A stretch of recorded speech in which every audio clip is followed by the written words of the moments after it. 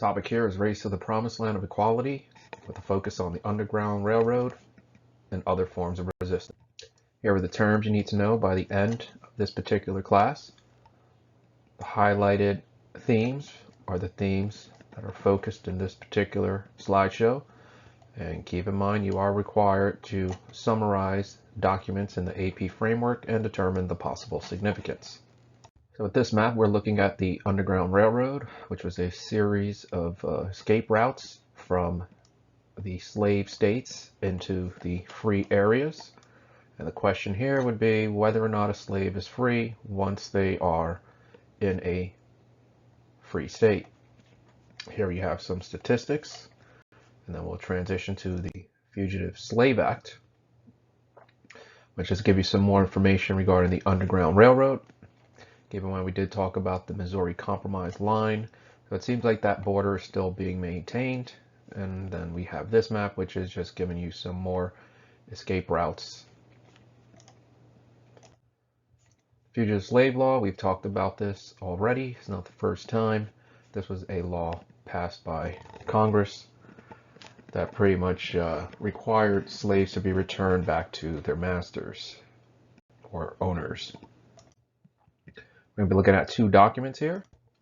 So the first document is by Harriet Tubman.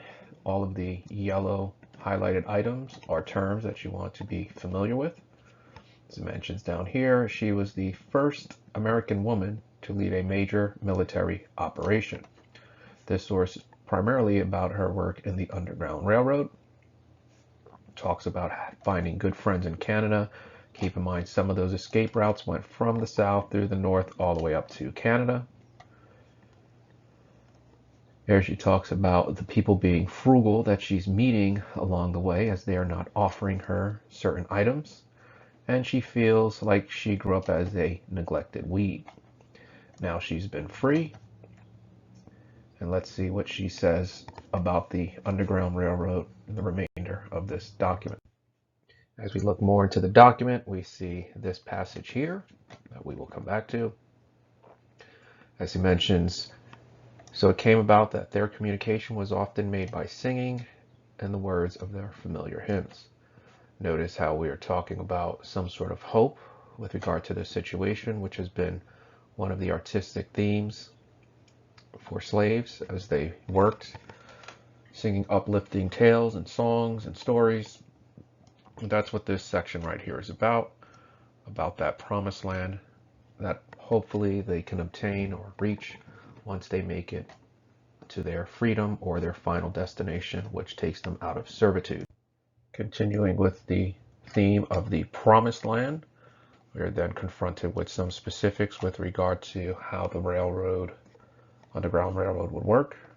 As she mentions here, fixing her eyes on the guiding star as a way to determine that you are heading north, looking for that North Star as her guide. And that basically means using the stars as a guide as you try to make it to freedom and outside of slavery. As we look at this particular map on the left, we are starting to see the unraveling of the United States as the South is going to secede. Keep in mind, this is primarily about Harriet Tubman and the raid that she was involved in. So the argument here is that as a result of her understanding her ability to kind of get out of the South into the North and wherever she needed to go, she definitely has some experience of the terrain, and that is what's going to get her to be one of the leaders for this particular raid, which is being memorialized here in this particular image. There is a section for the framework for AP that looks at photography and looks at photographs of black leaders. In this case, we see images of Harriet Tubman. Some would argue that Frederick Douglass was the most photographed man of the 1800s, and I know that that issue does come up at some point. We transition now to Sojourner Truth. As it mentions here, part of the abolitionist cause. Again, the use of photography, which is what this particular unit was about, looking at the photographs of some of these leaders, as it mentions down here. They're trying to demonstrate black achievement and potential through freedom. And that's what the photographs are trying to convey, that black leaders, do represent black achievement, to challenge some of the thought process that the slave holders have of Africans. Another artistic piece, notice the year 2021 of Harriet Tubman, and this summary right here is straight out of the AP framework. And the first source we're looking at comes from 1831, and it is this particular story, the first black woman to publish an autobiography. This counts as a primary source document.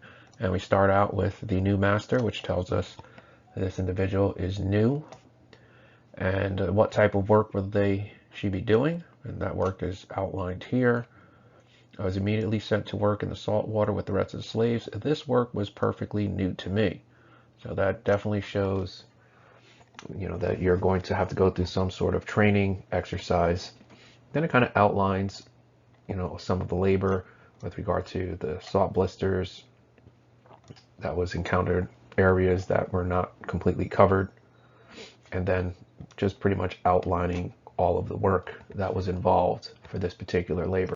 This section of the source is pretty much, again, describing some of the work that the author encountered, some of the damage to the body, and some of the specifics.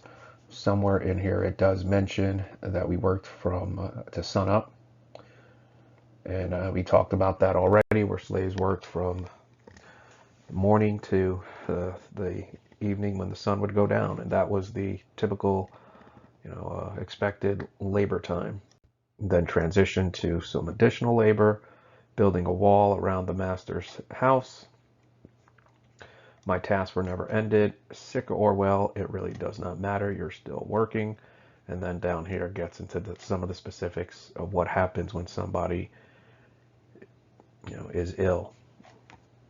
Again, it's a first-hand account of what slavery was like from the point of view of Mary Prince, the years 1831. This source here, The Life of a Slave Girl, is a different source here.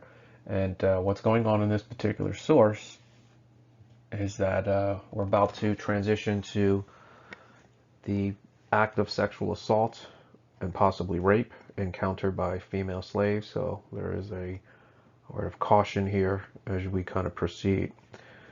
A couple of key words: some indulgences with the children of my mistress. Sometimes he had stormy, terrific ways that made his victims tremble. So here we're talking about the victims tremble. And what you want to keep in mind here is that the female slave is property. Whatever the owner wants to do, the owner can do. There are already laws that say you can treat the slave in any particular manner you want. Killing would be allowed, and nobody is going to interfere with this particular situation. Where could I turn for protection, no matter whether the slave girl be as black as ebony or as fair as her mistress? There is no shadow of law to protect her from insult, from violence, or even from death. All these are inflicted. As we continue with the source, and again, they're not directly saying what's going on. You have to kind of read through the lines here. They talk about, she hears her master's footfall. She will be compelled to realize that she is no longer a child. Something has happened to this particular individual. Somewhere down here it talks about the other slaves. I know that they are too much brutalized by slavery to feel the humiliation of their position. I cannot tell how much I suffered in the presence of these wrongs. The other slaves in my master's house noticed the change. Many of them pitied me, but none dared to ask the cause. They know. They had no need to inquire. They know too well the guilty practices under that roof. Then we get down here where she starts talking about the grandmother, and the grandmother who definitely has a reputation. I did not confide in my grandmother and even evaded her vigilant watchfulness and inquiry. So the grandmother's watching. The grandmother's in a position to know what's going on, but she cannot really protect the granddaughter. In this section, the author talks about how the reader should not have sympathy. And then she goes on to say that she is doing this for her sisters who are still in bondage. And she gets into this story here where she is watching two children play. One was a fair white child and the other her slave and also her sister. When I saw them embracing each other and heard their joyous laughter, I turned sadly away from the lovely sight. I foresaw the inevitable blight that would fall on the little slave's heart.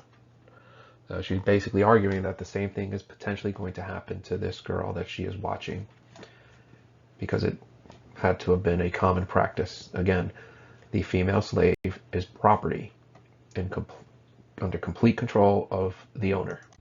Next class, we'll be looking at these two books, a passage from each, White Women, Black Men, and then Rape and Sexual Power. As we come to the end of this particular section, you should have an understanding of these terms. Hopefully you have analyzed the sources, and all of the themes are part of this particular assignment. The resistance of Harriet Tubman, the intersection of identity as we're looking at different experience between slave men and slave women, and then of course the creative expression through the writing. To check your terms, take a look at this slide, verify your definitions.